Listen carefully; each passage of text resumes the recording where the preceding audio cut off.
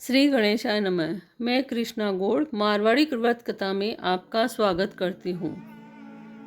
आज मैं आपके सामने पुरुषोत्तम मास के 28वें अध्याय के बारे में बताने जा रही हूँ। श्री नारायण बोले, यमराज के वचनों को सुनकर चित्रगुप्त बोले, ये प्रथम लोभ में पड़ा, इसलिए पहले ये प्रेत बने।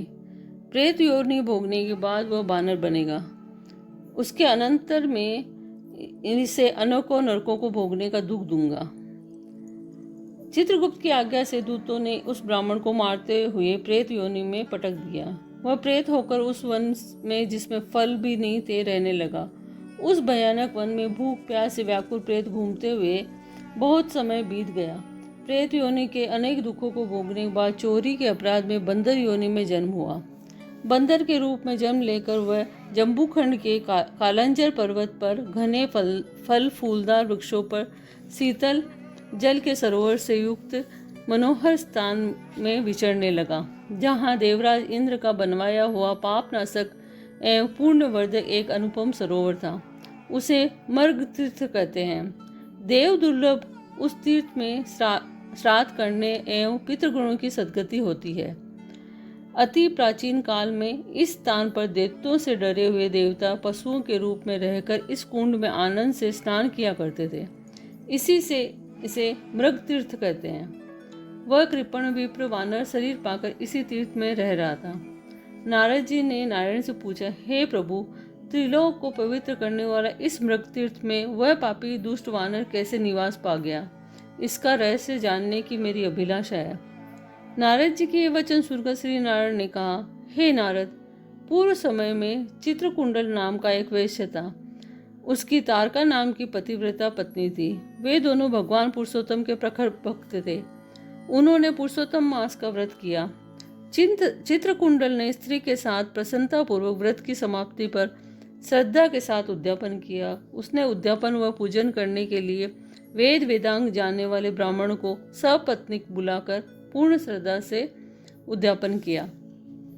हे नारद, पैसे का लोभी व कंजूस ब्राह्मण चित्र शर्मा भी वहां पहुंचा। उद्यापन विधि पूरी हो जाने पर चित्रकुंडल ने सपत्नीक ब्राह्मणों को खूब दान दक्षिणा देकर प्रसन्न किया। सभी ब्राह्मण दक्षिणा लेकर प्रसन्न मन से घर चले गए, किंतु वह लोभी ब्राह्मण ठहरा रहा। रोता हुआ आगे बढ़कर विनय पूर्वक गदगद कर्ण से बोला, हे वैश्य श्रेष्ठ चित्रकुंडल, ये पुरुषोत्तम मास धन्य है, जिसकी सेवा करने से इस लोक तथा परलोक के सुखों की प्राप्ति होती है।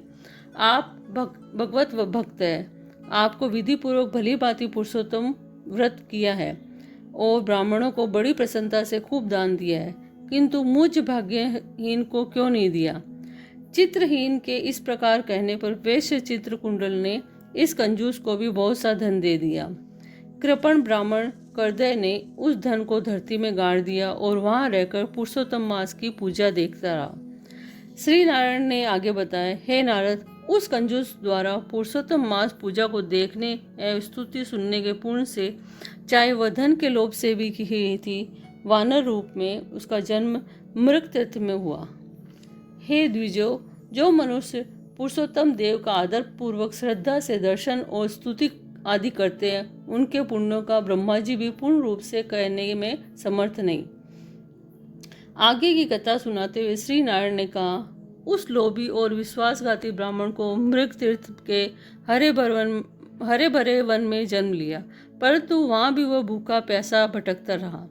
जन्म से ही उसके मुख में पित्त विकार के कारण घाव था, जिसकी पीड़ा के कारण वह कराहता रहा और घाव से खून बहता रहा। वह इस प्रकार के जीवन से तंग आ चुका था और दिन रात रो रो कर मृत्यु की कामना किया करता था। एक दिन वह बांदर एक ऊंचे पेड़ से पृथ्वी पर गिर पड़ा और दुखी होकर चीखने लगा। उसके अंग अंग टूट गए थे और शरीर शिथिल तथा भूख प्यास से व्याकुल था। इस प्रकार उसे भूखे प्यासे दुख भोगते देवयोग से पुरुषोत्तम मास आ गया। पुरुषोत्तम मास के कृष्ण पक्ष की दशमी के दिन वह प्यास से व्याकुल भटकते हुए उस कुंड के पास आ पहुंचा। भूख प्यास से व्याकुल वह बंदर कुंड के किनारे एक वृक्ष पर चढ़ गया और एक पेड़ से दूसरे पेड़ पर कूदा, किंतु पूरी तरह से उछल न सकने के कारण बीच में ही गिरकर कुंड में आ पड़ा। बहुत दिन से भूखा रहने से उसकी शक्ति क्षीण हो चुकी थी, अतः निर्बलता के कारण उस कुंड से निकलना दुर्लभ हो गया। वह 4 दिन कुंड में पड़ा रहा और 5वें दिन उसके प्राण निकल गए। श्री नारायण ने आगे कहा, हे नारद, पुरुषोत्तम मास में तीर्थ के जल में भीगने के कारण उस वानर के सब पाप निवृत्त हो गए। वह उसी समय नील कमल सदृश सुंदर और दिव्य आभूषणों से भूषित शरीर में दिखने लगा। उसी समय एक विमान जिसमें भगवान का पार्षद बैठे थे वहां आकाश से उतरा। ये देखकर वह दिव्य देहधारी वानर अत्यंत आश्चर्य करने लगा। कहाँ तो मेरा जैसा पापी और कहाँ ये सुख तो किसी महान पुण्यात्मा के लिए है। इस प्रकार तरह तरह के विचार करते हुए उसे बड़ा ही आश्चर्य हो रहा था, परंतु उसकी समझ में कुछ नहीं आ रहा था। इसी प्रकार पुरुषोत्तम मास के 28वें अध्याय की समाप्ति हुई। पुरुषोत्तम मास के इससे पहले की कथाओं के लिए प्लेलिस्ट चेक करें। अगर आपको ये वीडियो पसंद आया है तो ऐसे और वीडियो के लिए इस चैनल को सब्सक्राइब करना न भूलें। धन्यवाद।